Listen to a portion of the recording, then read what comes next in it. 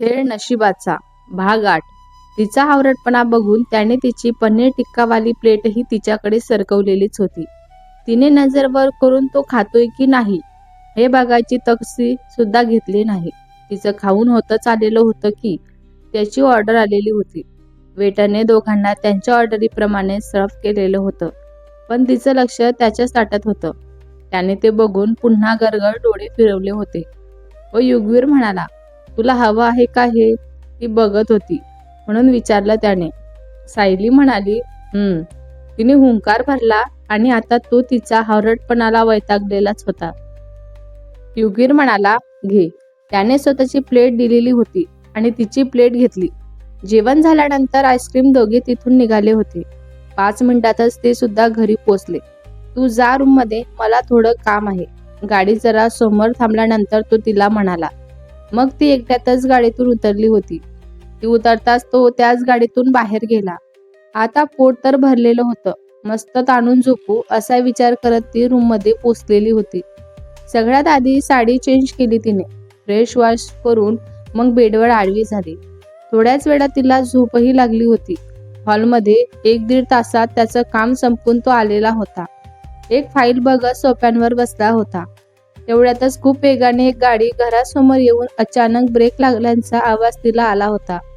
त्या आवाजाने त्याच्या कपड्यांवर आठ्या पडल्या होत्या आणि तो जागेवरून उठून दरवाजाच्या दिशेने बघत पॅन्टीच्या खिशात दोन्ही हात घालून उभा होता. बहुतेक त्याला माहिती होतं की व्यक्ती कोण आहेत ते म्हणून. आशिष म्हणाला, हे ब्रो, कसा आहेस तू? त्या व्यक्तीने घराच्या आत येताच युगवीरला बघून उत्साहाने विचारलेलं होतं. युगवीर म्हणाला, तू गाडी एवढी फास्ट चालवतो हे तर माहिती नव्हतं मला. युगवीर म्हणाला, डोळे बारीक करून त्या व्यक्तीकडे रोखून बघत म्हणत होता. आशिष म्हणाला, चिल ना ब्रो, मी नेहमीच असं चालवतो. मला हवेत उडाल्यासारखं वाटत असतं. त्या व्यक्तीने बोलता बोलता जास्त जोशमध्ये युगवीरच्या खांद्यावर हात ठेवला होता. युगवीरने अतिशय रागात त्याच्याकडे पाहिलं. सॉरी. युगवीरला राग आलेला बघून तो लगेच युगवीर पासून लांब झाला होता.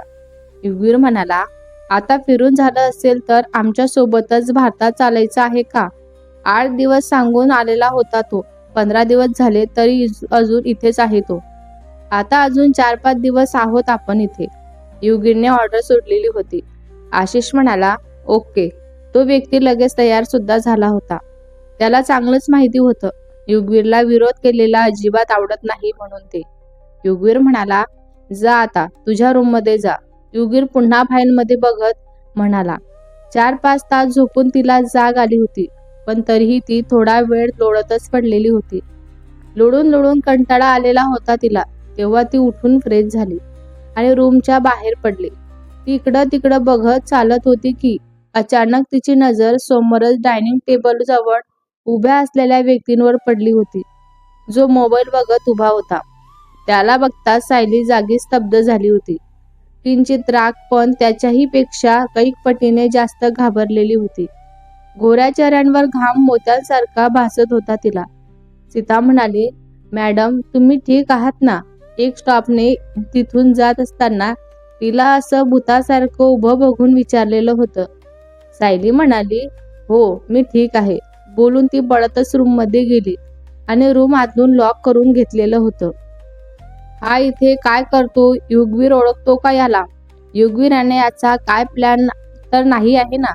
असे विचार करत ती दरवाजाला टेकूनच उभी होती की सायलीने दार उघडलं. युगवीर रागाने ओरडला होता. बहुतेक खूप वेळ त्याने दरवाजा वाजवला असेल, पण ती विचारांमध्ये एवढी बुडालेली होती की तिला ते समजलंच नाही. पण जेव्हा तो मोठ्याने ओरडला तेव्हा ती भानावर आलेली होती. लगेच तिने दरवाजा उघडला. युगवीर म्हणाला, काय करत होतीस तू? कधीपासून दार वाजवतोय मी? दरवाजा उघडताच तो रागाने तिला रोखून बघत म्हणाला होता. सायली म्हणाली, ते मी झोपले होते म्हणून तुम्ही आवाज दिला ते समजलेलंच नाही मला. तिला त्या क्षणी जे सुचलं ते खोटं सांगितलेलं होतं तिने. युगवीर म्हणाला, तू कधीही दार लॉक करून झोपत नाहीस, मग आज का केलं तू दार लॉक? तो संशयी नजरेने तिच्याकडे बघत म्हणत होता. त्याचा प्रश्न ऐकताच तिच्या चेहऱ्याचा रंग उडालेला होता. अजूनही ती घाबरलेलीच होती आणि हे बरोबर त्याच्या लक्षातही आलेलं होतं. सायली म्हणाली, हे आज तुम्ही मला घरी सोडून बाहेर गेला होतात ना, मग तुम्ही घरात नाही म्हणून मी दार लॉक करूनच झोपले होते.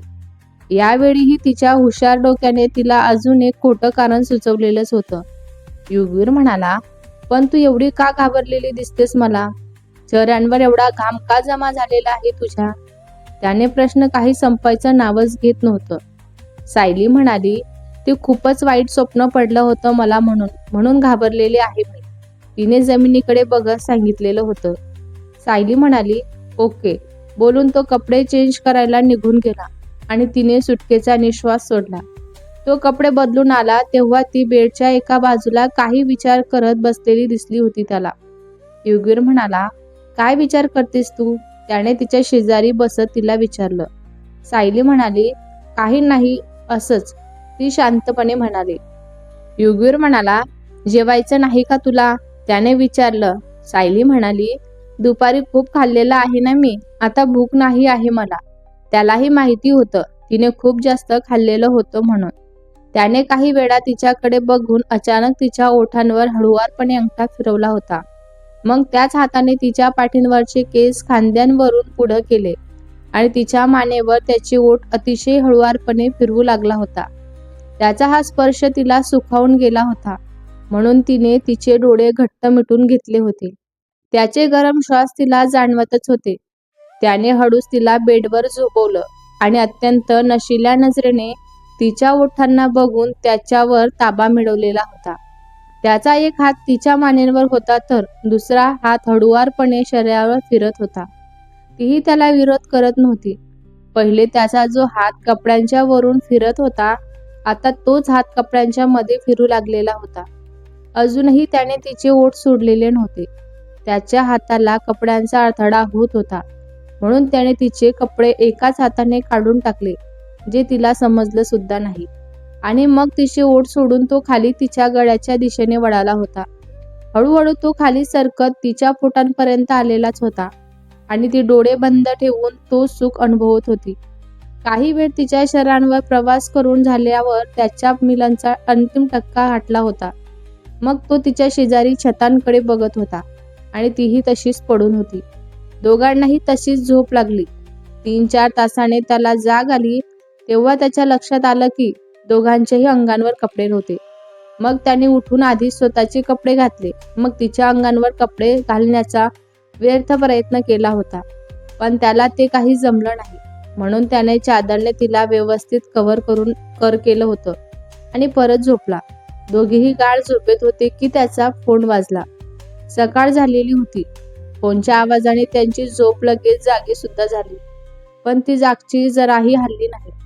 दर्शन म्हणाला, बॉस, मीटिंग आहे, ते आठवण करून द्यायला फोन केला होता मी. दर्शन फोनवर म्हणाला. दर्शनचं कामच होतं त्याला मीटिंगच्या 1 तासाआधी आठवण करून द्यायचं. युगवीर म्हणाला, ओके, येतोय मी. त्याने बोलून फोन ठेवला आणि मग उठून आंघोळ करून त्याने फॉर्मल कपडे घातले होते. त्याची सगळी तयारी झाली होती तरी ती झोपलीच होती. त्याने तिला उठवलं नाही. तिच्या अंगांवर कपडे नव्हते, फक्त चादरने कव्हर केलेलं होतं. म्हणून त्याने दरवाजा लॉक केला आणि ऑफिससाठी निघून गेला होता. मीटिंग ऑनलाईन होती, पण काही महत्त्वाची माणसं ऑफिसमध्ये मीटिंगच्या आधी येणार होती, म्हणून तो मीटिंगही ऑफिसमध्येच अटेंड करणार होता. तो गेल्यानंतर 1-1.5 तासाने तिला सुद्धा जाग आली होती. तेव्हा तिला जाणवलं की अंगांवर कपडे घातलेले नव्हते आणि फक्त एक चादरने कव्हर केलेलं होतं तिला. म्हणून तिने घाईघाईने उठून कपडे घातले. मग थोडा वेळ लोळत पडलेली होती ती. खूप भूक लागल्यावर उठून आंघोळीसाठी निघून गेली. काल दुपारी बाहेर जेवून झाल्यानंतर तिने काहीच खाल्लेलं नव्हतं. तिचं सगळं आवरून ती किचनकडे गेली. स्टॉपला चहा नाश्ता सांगून डायनिंग टेबलवर तिच्या खुर्चीत जाऊन बसली होती. युगवीर घरात नाही हे तिला माहिती नव्हतं, म्हणून सगळीकडे नजर फिरवून त्याला शोधत होती ती, पण तो तिला दिसलाच नाही. सायली म्हणाली, तुमचे बॉस कुठे आहेत? चहा नाश्ता घेऊन आलेल्या स्टॉपने विचारलेलं होतं. सीता म्हणाली, मॅडम, बॉस संदीप सर आणि दर्शन सरांबरोबर बाहेर गेलेले आहेत. कुठे गेले ते माहिती नाही मला. सायली म्हणाली, ओके, जा तुम्ही.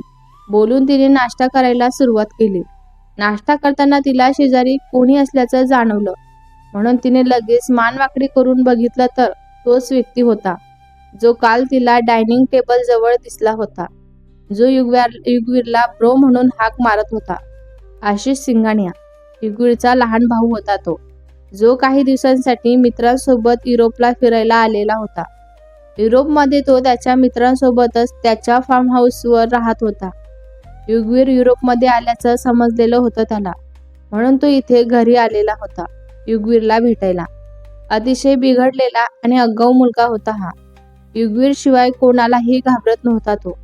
सतत इकडं तिकडं फिरतच असायचा तो. सगळ्या वाईट सवयी त्याच्यामध्ये भरभरून होत्या. आशिष म्हणाला, तू माझ्या घरात काय करत आहेस आणि तेही माझ्या परवानगीशिवाय इथे आलेली आहेस कस काय? सायलीने त्याच्याकडे बघत त्याने हा प्रश्न विचारलेला होता. खूपच विचित्र नजरेने बघत होता तो तिला. सायली म्हणाली, हे माझ्या नवऱ्याचं घर आहे. माझ्या नवऱ्याच्या घरात राहायला मला कोणाची परवानगीची गरज नाही आहे. तिने अतिशय रागात उत्तर दिलेलं होतं. तिला माहिती नव्हतं तो युगवीरचा भाऊ आहे म्हणून. आशिष म्हणाला, डोक्यावर पडलीस की काय तू? कोण ग तुझा नवरा आणि कुठला तुझा नवरा? तो हातवारे करून म्हणाला होता. त्याला युगवीरच्या लग्नाबद्दल काहीच माहिती नव्हतं. तर सायली कोणाबद्दल बोलते हे त्याला समजलंच नाही. सायली म्हणाली, युगवीर सिंगाण्या याची बायको आहे मी. ती हाताची घडी घालून म्हणाली होती. मनात तर भीती होती, पण ती चेहऱ्यांवर दिसू देत नव्हती. आशिष म्हणाला, वाट, ब्रोचं लग्न झालेलं नाही आहे. तू खोटं बोलतीस माझ्यासोबत. तो रागातच म्हणाला. सायली म्हणाली, तुला प्रूफ द्यायची गरज नाही मला. बोलून ती तिचं घाबरलेलं धडधडीत हृदय घेऊन सरळ रूममध्ये निघून गेलेली होती. तिथूनच थांबून तिला बघत होता. ती गेल्यानंतर त्याने युगवीरचा नंबर डायल केला, पण कोणी रिसीव्ह केला नाही. म्हणून त्याने संदीपचा नंबर डायल केला, पण त्यानेही रिसीव्ह केला नाही. मग शेवटी दर्शनचा नंबर त्याने डायल केला. दर्शनने कॉल रिसीव्ह केला. आशिष म्हणाला, ब्रो कुठे आहे? कॉल रिसीव्ह होताच दर्शन म्हणाला, बॉस एका मीटिंगच्या महत्वाच्या मीटिंगमध्ये अडकलेले आहेत. वेळ लागेल त्यांना. आशिष म्हणाला, ओके. मला सांग, इथे घरात एक मुलगी आहे, ती कोण आहे? ती म्हणते की ती ब्रोची बायको आहे म्हणून. दर्शन म्हणाला, येस सर, त्या बरोबर बोलत आहेत. त्याच बॉस सोबत लग्न झालेलं आहे त्यांचं आणि ते दोघी इथे हनीमूनसाठी आलेले आहेत. दर्शनने विचारलेल्या प्रश्नाचंही उत्तर त्याला मिळालेलंच होतं. आशिषने पुढं काहीही न बोलता फोन कट केला. त्याला फक्त सायली खरं बोलते की काय की खोटं एवढंच जाणून घ्यायचं होतं. त्याला माहिती होतं त्याचा भाऊ कधीही कोणाला विचारून किंवा सांगून काही करत नव्हता आणि त्याला कोणी काही विचारूही शकत नाही. म्हणून आशिषला काही वाटलंच नाही. संदीप म्हणाला, बॉस, आजची मीटिंग तर खूपच छान पडली आहे ना. एवढं मोठं कॉन्ट्रॅक्ट मिळालेलं आहे आपल्याला. आज तर खूप आनंदी दिसत आहे. तर मी आतापासूनच तयारीला लागतो. ऑफिसमधून घरी आल्यावर हॉलमध्ये सोफ्यांवर रेलून बसलेल्या युगवीरला संदीप म्हणाला होता. युगवीर म्हणाला, यस, मला हे काम वेळेच्या आधी पूर्ण करून द्यावेच लागेल तुला. संदीप म्हणाला, ओके बॉस, भारतात जाऊन लगेच सुरुवात करतो मी लगेच जायला निघतो आता. संदीप बोलून निघून गेला होता. ती रूममध्ये खिडकीतून बाहेर बघत उभी होती. दरवाजा उघडला गेल्याचा आवाज आला, पण तिने हळूहळू पाहिलं नाही. युगवीरच असले माहिती होतं तिला. युगवीर म्हणाला, सायली, आपल्याला आज संध्याकाळी भारतात परत जायचं आहे. हे खूप मोठं कॉन्ट्रॅक्ट मिळालेलं आहे आपल्याला. ते काहीही करून मला वेळेच्या आत पूर्ण करून द्यायचं आहे. सॉरी बेबी, तुला एवढं लवकर परत घेऊन जातोय मी. तो तिच्या बाजूला जाऊन थांबून म्हणाला होता आणि तिने चमकून त्याच्याकडे पाहिलं. हा व्यक्ती चक्क आपली माफी मागतोय आणि एवढं एक्सप्लेनेशन देतोय यावर तिला विश्वासच बसत नव्हता. तोंड बंद कर, तोंडात मच्छर जाईल तुझ्या. ती आ वाचून त्याच्याकडे बघत होती म्हणून तो म्हणाला होता. सायली म्हणाली, तिने लगेच तोंड बंद करून हुंकार भरला. युगवीर म्हणाला, पॅकिंग करून ठेव. सायली म्हणाली, हो. तिने पॅकिंग करायला घेतली. तोही त्याचे तिथले काही काम असतील ते मार्गी लावण्यासाठी निघून गेलेला होता. आता निघतानाच भेटणार होता तो तिला. युगवीर म्हणाला, झालं का तुझं सगळं आवरून? निघूया का आपण आता? तो घाईघाईने रूममध्ये येतच म्हणाला होता. सायली म्हणाली, हो झालं माझं. तीही तयार होऊनच बसलेली होती. युगवीर म्हणाला, लेट्स गो. त्याला यायला आधीच उशीर झाल्यामुळं तो आता चेंज वगैरे न करताच निघणारच होता. दोघेही हॉलमध्ये पोचले होते. आशिष आधीपासूनच तयार होऊन आलेला होता. ती त्याच्याकडेच बघत होती. हा इथे काय करतोय हाच प्रश्न तिच्या मनात येतच होता. युगवीर म्हणाला, सायली, याच्याशी तुझी ओळख करून द्यायला विसरलोच ग मी. ती प्रश्नार्थक नजरेने आशिषकडे बघत होती. म्हणून युगवीर म्हणाला होता, हा आहे माझा लहान भाऊ आशिष आणि आशिष ही माझी बायको सायली आहे. युगवीरने दोघांची ओळख करून दिली होती आणि तो युगवीरचा भाऊ आहे हे ऐकून सायलीचे डोळेच मोठे झाले होते. आशिषला दर्शनकडून समजलेलंच होतं, म्हणून त्याला काही वाटलंच नाही त्या गोष्टीचं. ओळख करून दिली तरी दोघेही शांतच उभे होते. दोघांनी एकमेकांना हाय हॅलो सुद्धा केलं नाही, म्हणून युगवीरला थोडं खटकलेलंच होतं. पण आधीच उशीर झालेला होता, म्हणून तो या विषयांवर नंतर विचार करणार होता. याच्यावर आपण नंतर विचारू असं त्यांनी ठरवलेलंच होतं. सीता म्हणाली, हॅलो बॉस. Hello madam. ते दोघे भारतात घरी पोचल्यानंतर सीता दारातच त्यांना भेटली होती. सायली म्हणाली, हॅलो. सायली स्माईल करत म्हणाली होती आणि तो फक्त एक नजर सीतांवर टाकून रूममध्ये निघून गेला होता.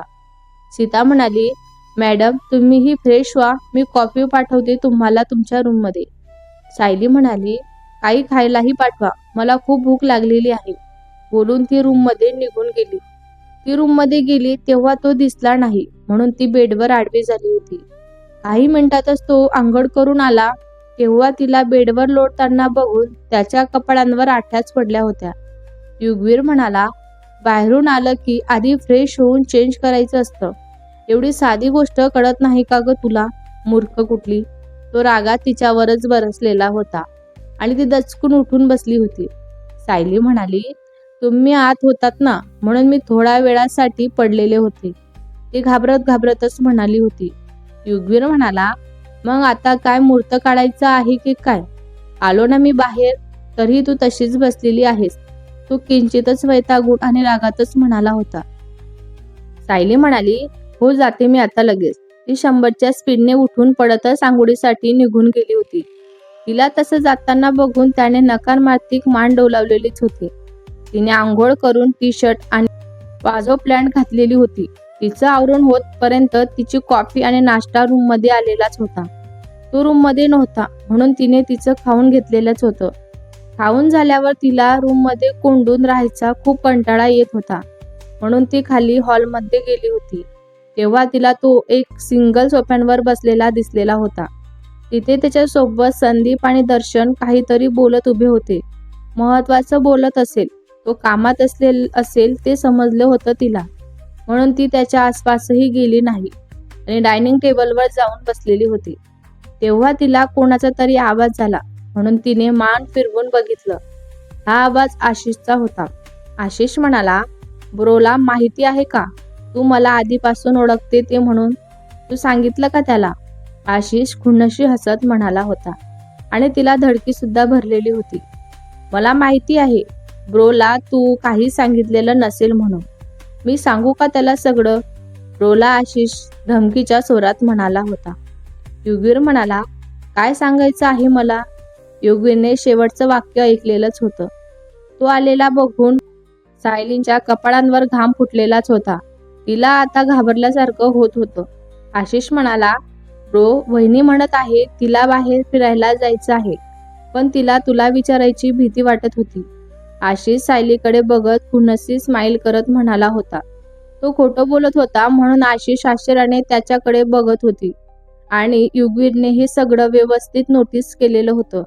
युगवीर म्हणाला, मला काय वाटतं तू खोटं बोलत आहेस. युगवीर पॅन्टच्या खिशात हात सरकवत आशिषकडे डोळे बारीक करून बघत म्हणाला होता. आशिष म्हणाला, मी का खोटं बोलू दादा? आशिष खांदे उडवतच म्हणाला होता. युगवीर म्हणाला, तुम्ही दोघे एकमेकांना आधीपासून ओळखतात का? युगवीर दोघांना बघत म्हणत होता. आशिष म्हणाला, नाही ब्रो, असं काही नाही. आशिष तोंड वाकडं करत म्हणाला होता आणि सरळ निघून गेला. तेव्हा युगवीर सायलीकडे वळाला होता. युगवीर म्हणाला, तू ऐकलं नाही का मी काय विचारलं ते म्हणून? युगवीरचा आवाज आता वाढलेलाच होता. सायली म्हणाली, मी ओळखते त्याला. सायली घाबरतच बोलत होती. खोटं बोलून तिला युगवीरच्या रागाचा सामना करायचा नव्हता. त्याच्यासोबत खोटं बोलायचं नव्हतं तिला, म्हणून तिने खरं बोलायचं ठरवलेलंच होतं. युगवीर म्हणाला, पुढं बोल, ऐकतोय मी. तो शांतपणे म्हणाला, पण जबरदस्ती न करताच ती खरं बोलायला तयार झालेली आहे, म्हणून तो सुद्धा शांत झाला होता. पण फक्त त्याच्या आवाजात शांतता होती. त्याचे डोळे रागाने लाल झालेलेच होते. सायली म्हणाली, माझी एक कॉलेजची फ्रेंड होती. साधना होतं तिचं नाव. हा आशिष तिचा बॉयफ्रेंड होता. एक दिवस साधनाने आमची ओळख करून दिलेली होती. तेव्हापासून साधना माझ्यासोबत असो किंवा नसो, आशिष खूप विचित्र नजरेने माझ्याकडे आणि दुसऱ्याही मुलींकडे बघत असायचा. मी 1-2 वेळा साधनालाही हे सांगितलेलंच होतं की तो तिच्यावर प्रेम करत नाही, तिचा विश्वासघात करत आहे. तिला माझ्यावर विश्वास बसत नव्हता, म्हणून तिने माझं कधीच ऐकलंच नाही. काही दिवसांनी मी आशिषला एका मुलींसोबत किस करताना बघितलेलं होतं आणि फोटो काढून साधनाला दाखवलेले होते. तेव्हा कुठं तिला माझ्यावर विश्वास बसला होता आणि तिने ब्रेकअप केलं. पण सायली सविस्तर सांगत होती. युगवीर म्हणाला, ओहो, मग यात लपवण्यासारखं काय आहे आणि मला सांगायला घाबरत का होतीस तू? युगवीर रिलॅक्स होत म्हणाला होता, कारण त्याला ही गोष्ट खूपच साधी आहे असं वाटत होतं. सायली म्हणाली, एवढंच नाही आहे. सायली अडखडतच म्हणाली होती आणि त्याने भुवई वर करून तिच्याकडे बघत पुढं बोल असा इशारा केला होता. त्याचं ब्रेकअप झाल्यानंतर त्याने मला त्याच्या ब्रेकअपचा जिम्मेदार समजलेलं होतं आणि सतत मला रस्त्यावर अडवून धमक्या देत होता. सतत त्याच्या मित्रांसोबत मिळून माझी छेड काढत होता. एक दिवस मी रागात त्याच्या कानाखाली सुद्धा वाजवलेली होती. तेव्हा त्याला माझा खूपच राग आला होता आणि त्याने तेथूनच मला जबरदस्ती त्याच्या गाडीत टाकून एका सुनसान जागेत एका पडकं घरामध्ये नेलेलं होतं. मी स्वतःला सोडवण्यासाठी खूप प्रयत्न केले. त्याची माफीही मागितलेली होती, पण त्याने माझं ऐकलं नाही. त्याच्या 2 मित्रांना त्या घराच्या बाहेर लक्ष ठेवायला थांबून मला आतमध्ये घेऊन गेला होता आणि माझ्यावर जबरदस्ती करण्याचा प्रयत्न केला. माझं नशीब बहुतेक तेव्हा चांगलंच होतं. तेथे मला एक काचेची फुटलेली बॉटली दिसली, पण ती माझ्यापासून थोड्या अंतरावर होती, म्हणून मग मी त्याला जोरात धक्का मारून त्या फुटलेल्या बॉटलीपर्यंत पोचले होते आणि ती बॉटली घेऊन त्याच्या हातात वार करून तिथून पडून गेले. त्याचा एक मित्र माझ्या मागे लागलेला होता, पण त्यालाही मी फुटलेली बॉटली दाखवून जीव घेईल म्हणून धमकी दिलेली होती आणि कशीबशी तिथून सुटले. 4-5 दिवस तरी आशिष मला दिसलाच नाही, म्हणून मला वाटलं तो घाबरला असेल. पण 4-5 दिवसानंतर तो माझ्या घरी पोचला होता आणि माझ्या मामाकडं माझा हात मागितलेला होता.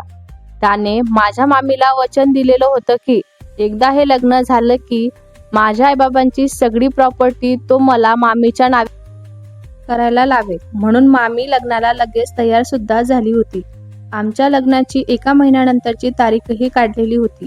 दुसऱ्या दिवशी तो काही दिवसांसाठी म्हणून बाहेर जायला निघालेलाच होता.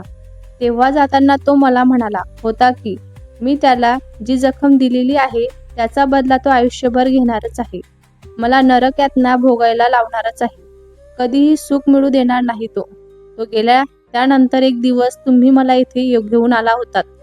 पहिले तर मला प्रश्नच पडला होता की अचानक तुम्ही माझ्याशी लग्न का केलं असेल. पण जेव्हा मला समजलं आशिष हा तुमचा भाऊ आहे, तेव्हा मला माझं उत्तर मिळालेलंच होतं. तुम्ही त्याचा बदला घेण्यासाठी माझ्याशी लग्न केलेलं आहे आणि हेच माझ्या नशिबात असेल तर काय करणार ना. म्हणून जे घडतंय ते फक्त बघत बसायचं ठरवलेलं आहे मी. तिने चेहऱ्यांवर कोणत्याही प्रकारची भाव न ठेवता सगळं सविस्तरपणे सांगितलेलं होतं. भेटूया पुढच्या भागात. हा भाग तुम्हाला कसा वाटला कमेंट करून नक्की सांगा. व्हिडिओ आवडला असल्यास लाईक करा, शेअर करा. नवीन असाल तर चॅनलला सबस्क्राईब करा. धन्यवाद.